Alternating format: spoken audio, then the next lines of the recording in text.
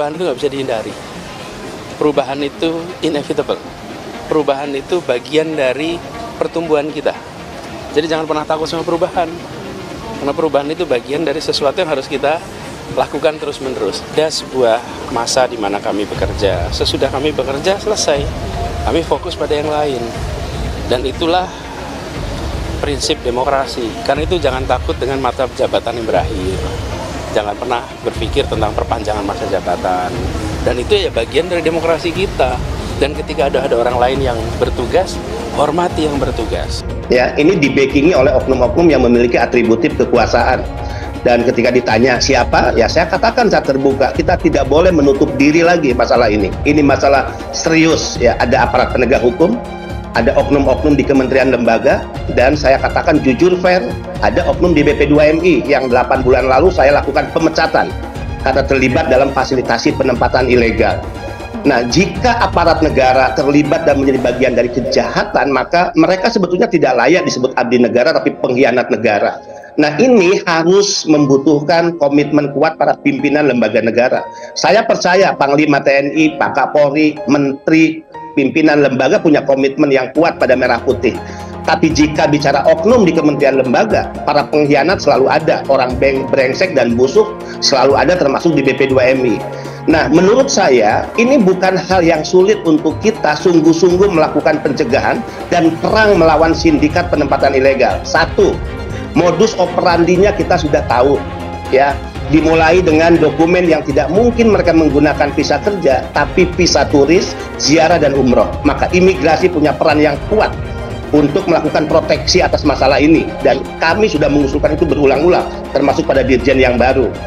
Kedua, jalur dan alur dari mana kantong-kantong PMI mereka direkrut, kemudian diangkut tempat-tempat transit, dan pintu keluar mana yang akan digunakan, apakah akan menggunakan pintu bandara, kemudian PLBN, dan juga pelabuhan, atau laut, bahkan jalur tikus. Semua sudah dalam pemetaan kita. Nah, intinya sekali lagi adalah sejauh mana komitmen kita, gugus tugas tidak hanya aktif tapi efektif untuk menunjukkan hari ini negara harus hadir. Negara tidak boleh kalah melawan sindikat, dan naib saya katakan negara yang besar ini yang memiliki aparatus negara yang diberikan otoritas dan kewenangan, kemudian kita kalah melawan sindikat yang secara jumlah mereka ini sangat kecil. Jadi sekali lagi, ya, di tangan Pak Kapolri kami memiliki harapan besar, harapan banyak, dan keputusan Presiden sudah sangat tepat dengan memindahkan, ya, jabatan Ketua Harian dari Menteri PPA ke Pak Kapolri. Dan Pak Kapolri saya yakin memiliki komitmen yang sangat kuat, dan itu bisa kami tangkap dalam beberapa kali pertemuan saat saya melakukan audiensi dengan Pak Kapolri. Apakah semangat kesegeraan ini satu nafas dengan kekhawatiran terjadinya upaya penggagalan koalisi perubahan dan juga pencapresan Mas Anies Rashid Baswedan? Bisa jadi.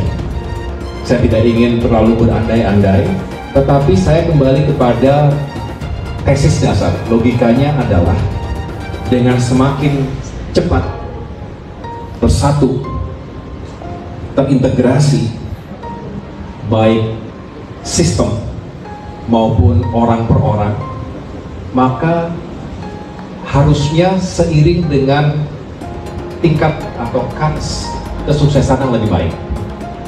Sebaliknya, kalau kurang waktu, rasanya juga kita harus bekerja jauh lebih rumit lagi.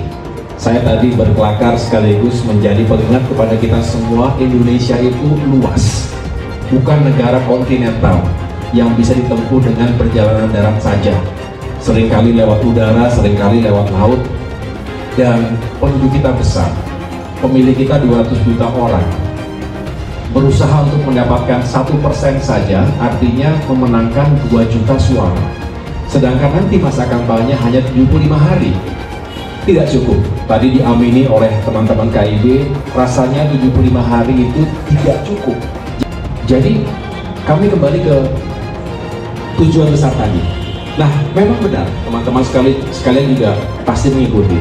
Segala upaya masih terus dilakukan untuk mendegradasi. Dibuatlah framing bahwa nggak akan jalan, nggak akan berlayar koalisi perubahan. Udah pada saatnya akan mati dengan sendirinya.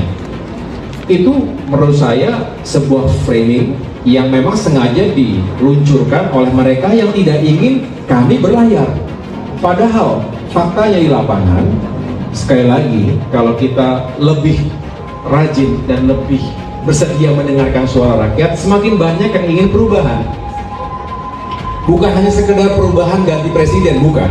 Pergantian rezim, bukan hanya itu. Kalau itu ya, tadi saya katakan, itulah regularitas dari setiap pemilihan umum 5 tahun sekali. Pergantian akan terjadi dengan sendirinya. Tetapi perubahan dan perbaikan yang mendasar, yang fundamental, tadi saya sudah jelaskan, isu ekonomi, kesejahteraan, isu keadilan dan penegakan hukum, serta isu demokrasi dan kebebasan sipil. Gara-gara sebut Anies gubernur terburuk sepanjang sejarah, Komisaris Pelni ditantang adu data. Dikutip dari News Jakarta, Sekretaris Departemen 4 DPP Partai Demokrat Hasbil Mustaqim Lubis mengomentari cuitan Komisaris BUMN PT Pelni Dede Budiarto yang menyebut Anies Baswedan gubernur terburuk sepanjang sejarah. Dia menantang Dede untuk melampirkan data secara lengkap bahwa Anies gubernur terburuk. Hal itu disampaikan Hasbil dalam akun Twitter pribadinya pada Minggu 4 Juni 2023. Begini amat kualitas Komisaris Pelni. Kalau Anda katakan gubernur terburuk sepanjang sejarah DKI, lampirkan data lengkapnya biar gak debat kusir kita. Gimana adu data kita? You share data gubernur sebelumnya, saya share prestasi Mas Anies. Deal?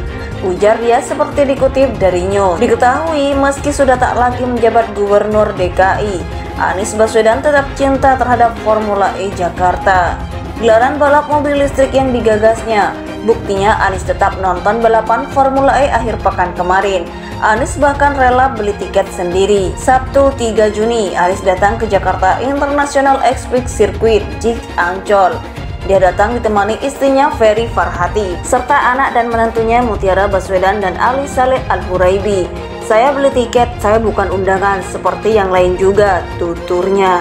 Ia dan keluarga memilih duduk di grandstand 2E, sebab tempat duduk tersebut dekat dengan lintasan, sehingga sensasi nonton balapannya lebih terasa. Tiket grandstand merupakan kategori 2 atau Cat 2. Tiket tersebut dibanderol 1 juta untuk 1 hari, sedangkan untuk terusan tiket grandstand dijual 1,7 juta. Anies membeli tiket untuk 1 hari. Anies nampak santai duduk di tribun bersama penonton lain tanpa pengawalan ketat. Sesekali ia berinteraksi dengan penonton yang berada satu tribun dengannya. Diketahui meski sudah tak lagi menjabat gubernur DKI, Anies Baswedan tetap cinta terhadap Formula E Jakarta. Gelaran balap mobil listrik yang digagasnya, buktinya Anies tetap nonton balapan Formula E akhir pekan kemarin. Anies bahkan rela beli tiket sendiri.